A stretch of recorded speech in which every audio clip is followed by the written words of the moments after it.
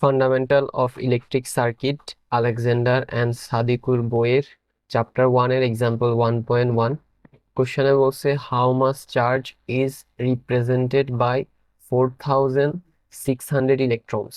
That means 4600 electron এ কতটুকু charge আছে সেটা বের করতে হবে। তো আমরা জানি যে 1 ইলেকট্রনে যে চার্জ সেটা হচ্ছে -1.60 ইন্টু 10⁻19 কুলম।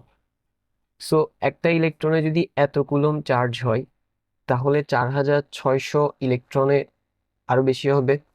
সো যেহেতু আরো বেশি হবে তাই আমরা যেটা করব গুণ করব, রাইট? সো 4600 ইলেকট্রনসে যে চার্জ হবে সেটা হচ্ছে একটার চার্জ ইন্টু 4600। সো এটাকে যদি আমরা গুণ করি,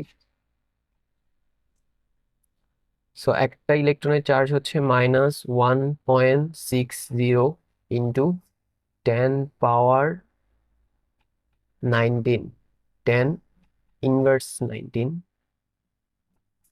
তার সাথে ইন্টু 4600। সো ইকুয়াল আসে -7.36 ইন্টু 10⁻16। So -7.3636 into 10⁻16। তো আমরা যে চার্জের একক জানি কুলম, ঠিক আছে? সো সি দিয়ে কুলম, আর ইলেকট্রনের চার্জ হয় নেগেটিভ, সেজন্য এখানে নেগেটিভ সাইন। এই যে একটা ইলেকট্রনের চার্জেও আমরা নেগেটিভ সাইন দিছি। সো এখানে 4600টার যে চার্জ সেটাও হবে নেগেটিভে।